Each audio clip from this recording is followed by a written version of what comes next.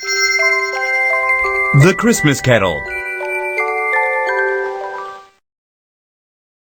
They come out onto the streets every year around Christmas time. They are dressed in army-style uniforms, and they carry a bell and a kettle. People walking by often stop and put some money into their kettles. Who are these people with the red kettles? And why do people give them money? They are members of the Salvation Army, which is a group of Christians who serve God by helping the poor. Over 100 years ago, William Booth, a Christian minister in London, England, organized a small church group to help feed and provide housing for the poor. In a few years, more people began to join his group, and so William Booth decided to organize his church like an army. Booth became the general of the army, and his ministers became the officers.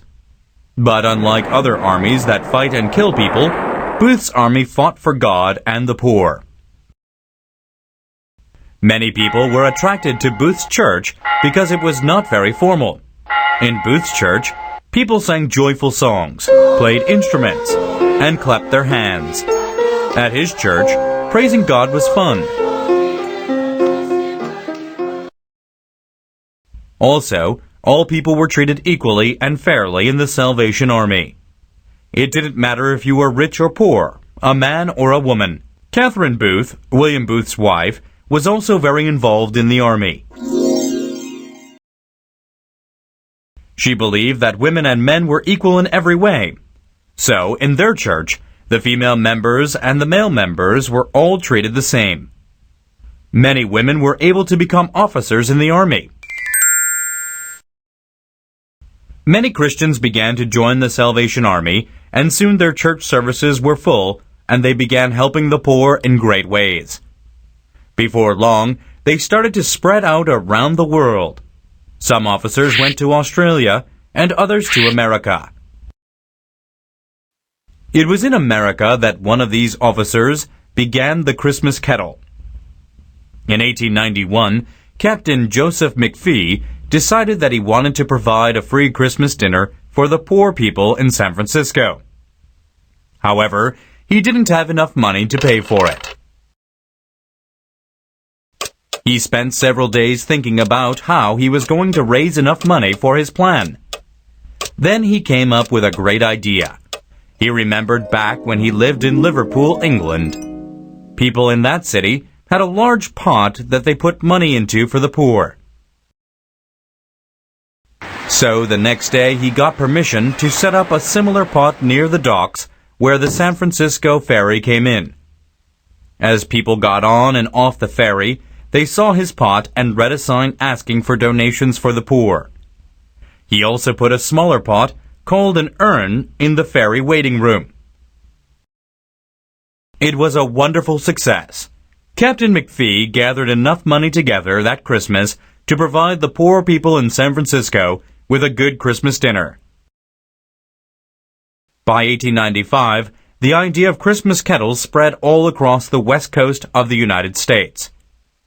The Salvation Army soon began preparing over 30 large Christmas dinners for thousands of poor people.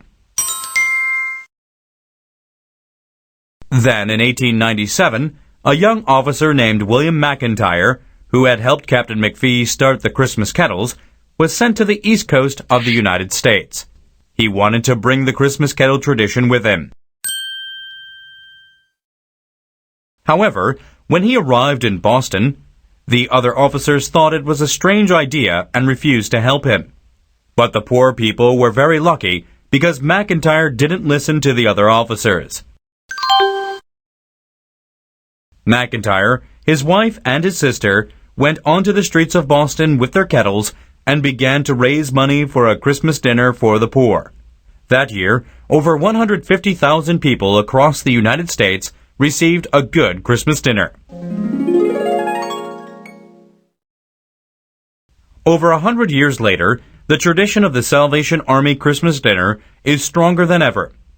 The kettles are now used all over the world to help make Christmas better for unfortunate people. In addition to helping the poor, The Army also provides dinners for elderly people without families, sick people in hospitals, and even prisoners in jail. Of course, these days the kettles look very different from the old pot that McPhee used in San Francisco. Some have fancy, self-ringing bells, and others have speakers to play traditional Christmas carols. However, they still give the same message that sharing is caring. The Christmas dinner is very important for the Salvation Army, but it is not the only way they help others. In over 80 countries throughout the world, the people of the Salvation Army operate hospitals, schools, and homeless shelters. They truly are God's soldiers.